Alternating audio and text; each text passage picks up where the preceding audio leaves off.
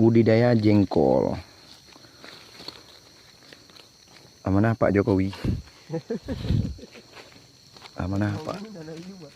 Amanah Pak Jokowi. Suruh tanam jengkol. Inilah prosesnya. Pengambilan di pokoknya. Ini pokok. Ini pokok induknya. Diambil buah yang sudah jatuh ke tanah. Yang sudah jatuh. Ini tahap pencarian. Ini tidak boleh jelek. Ini ya, ini bisa. Yang kayak gini bisa. Nah, kayak gini bisa. Ini juga, ya ini nggak bisa. Nah, ini dia. Nggak bisa. Mana lagi? Mana lagi? Mana kanan atau apa? Ini. Ilung belum? Selagi. Kan congok, selagi ada waktu. Ini dia. Ini sudah. Ini juga ya pokok induk.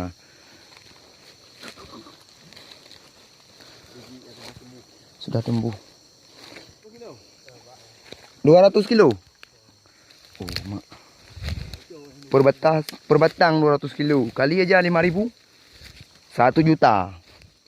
Kos naik enggak ada. Karena langsung yang beli naik sendiri. Pilih sendiri, kita dikira uang. Maka benar juga kata Pak Jokowi.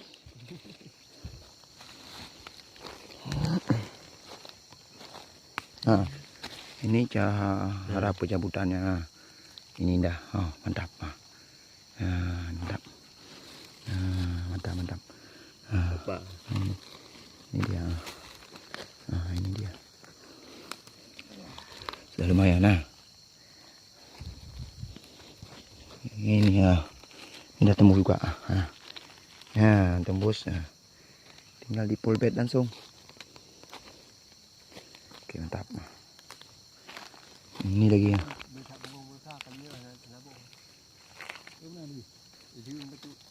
Trek. Boleh nanti lagi. Buah nak ikan panas kok. Baru lagi.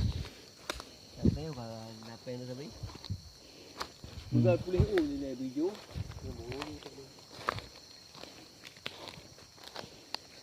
Pokoknya.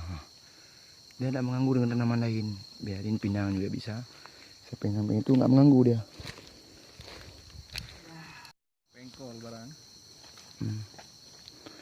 Jengkol ya.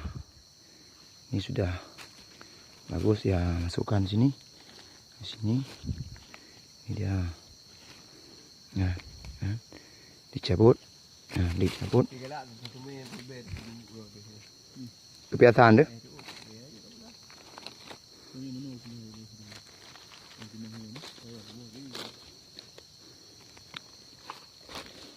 Tu je bang kan?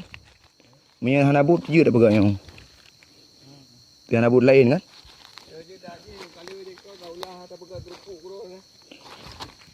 Kamu tidak boleh lagu je bang. Belum je Bukan. Setelah dikumpulkan nanti tumbuh lumayan bagus baru di full bed. Ataupun boleh juga langsung ditanam. Tapi ini tidak bagus karena dikhawatirkan nanti banyak kita tanam tapi tidak tumbuh semua. Bila mana ini yang tumbuh-tumbuh maka dibaguskan untuk di full bed. Ini cara mengolah tanah.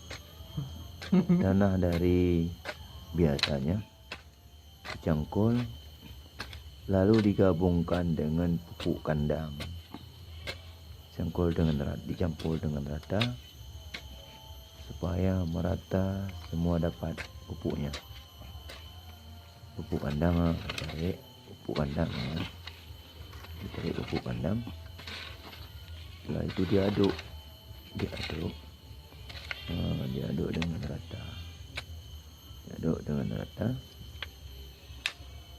Pupuk tersebut diaduk dengan rata, dikumpulkan dikumpulkan dan dibawa ke tempat persemaian. Langsung ke tempat persemaian, masukkan ke dalam plastik, diadukkan kembali dengan tangan sambil masukkan dalam plastik atau dalam pulpen. Karena semakin baik diaduknya, maka semakin bagus hasilnya. Tadi kan diaduk dengan pakai cangkul, sambil meratakan. Ini kembali diaduk dengan pakai tangan sambil masukkan dalam pulpen. Siap dimasukkan dalam pulpen atau pulpen sudah jadi, maka dimasukkan buah atau biji tersebut dengan sangat perlahan, karena ada sebahagian yang sudah tumbuh berakar. Karena kalau tidak dengan hati-hati, maka patah tumbuhnya atau patah akarnya, sehingga tidak bisa tumbuh kembali.